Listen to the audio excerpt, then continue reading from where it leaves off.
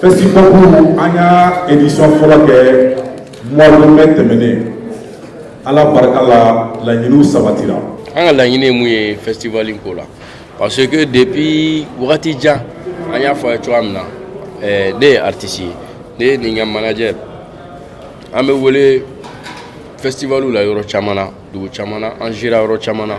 a kɛra Afrique kɔnɔna ye o a kɛra Europe ye o a kɛra Amérique ye o an taara festivalu la yɔrɔ caman na donc an y'a ye k'a fɔ an taara jamana dɔw la a fɛ Afrique yɛrɛ kɔnɔ yan an y'a ye k'a fɔ rap fanga ka bon yan nɔ ka tɛmɛ o dugu dɔw ta kan mais an y'a ye k'a fɔ il y a un problème par rapport au rap malien festival hip hop an y'a ye k'a fɔ a espace videlen don yan nɔ donc maintenant qu'est-ce qu'on n'an bɛ mun kɛ an b'a essayer an bɛ festival dɔ sigi sen kan et puis a festival fɛnɛ an t'a kɛ juste ka mɔgɔw wele u kana concert kɛ u ka dɔnkili da bɛɛ ka taa so an t'o kɛ an b'a lajɛ an bɛ formation k'a la an bɛ formation k'a la ka denmisɛnninw fara ɲɔgɔn kan an dɔgɔninw en même temps k'an kɔrɔw fɛnɛ wele anw fɛnɛ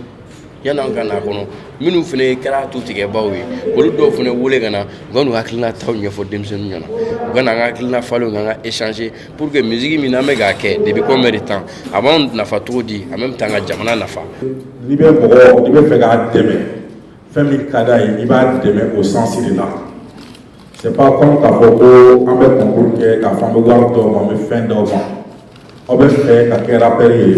aw kan ka tɛmɛ sira min fɛ min bɛ se k'aw dɛmɛ aw ka baara kɔnɔna la aw ka baarakɛminɛ de bɛ ta ka di aw ma donc n'i ye mɔgɔw dɛmɛ ka production k'a ye o ye baarakɛminɛ dafalen y'an bolo donc a tɔ n'a yɛrɛ sera a kɛcogo la a ka ca Ala fɛ a bɛ tɔnɔ sɔrɔ a la min ka bon i bɛ min ta ka d'a ma dɔrɔn ye.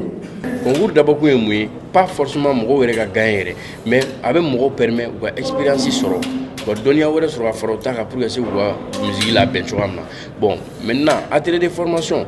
an ye atelier de formation an y'a boli fɛn caman caman kan i n'a fɔ dɔnkili sɛbɛn cogo i n'a fɔ carrière yɛrɛ artiste ka carrière i bɛ se k'a labaara cogo di en même temps management bɛ kɛ cogo di en même temps bibi la bɛɛ b'a dɔn k'a fɔ ko bɛɛ internet ko de musique i bɛ se k'i ka musique feere cogo di internet kan donc ani fɛn misɛnnin caman ani i yɛrɛ ka équipe i bɛ se ka fiche technique élaborer cogoya min na et cetera n'i kan ka jouer concert live la des choses comme ça ani droit d'auteur n'o ye artiste ka hakɛw ye n'i ka album bɔra ni a bɛ feere droit min bɛ yen n'o ye ta ye bon mɔgɔ caman t'o fɛn misɛnnin dɔw maîtriser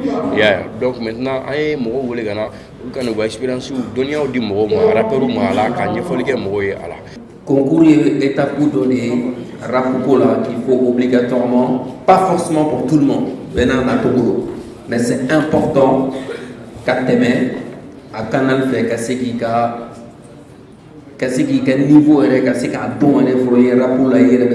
y a niveau yoromina. Moi je pense que deuxième facteur aussi qui est important c'est qu'à Chamambé à Bibina avec à participer au concours là.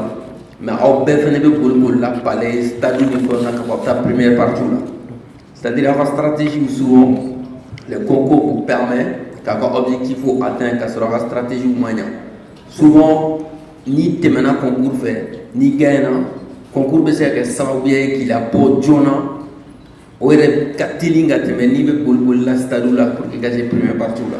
Moi je pense qu'il n'avait pas raqué dans l'ombre pour qu'il gagne un concours participer, qu'à gagner. En même temps qu'à conseiller Yanamo Soro, avec quel sababu ya ba carrière ma ka ka lancer to su do la mo ka la ko do an bɛ concours boli thème kan donc a tɛ i n'a fɔ concours tɔw fɛnɛ parce que concours caman kɛra mɔgɔw bɛ wele u bɛ taa sujet la u bɛ dɔnkili complet de dilan u bɛ dɔnkili complet de enregistrer ka na da nin concours in to ye nin ye 16 mesures de c'est à dire i bɛ couplet kelen dɔrɔn de kɛ donc et puis a concours la thème kelen bɛ o diyagoyalen don bɛɛ kan salon ta kun ye jeunes ni élection ko ye ɲinan ta o ye réseaux sociaux ko ye donc maintenant thème ninnu ka fara olu kan mɔgɔw bɛ thème wɛrɛ choisir o bɛ kɛ thème filanan ye.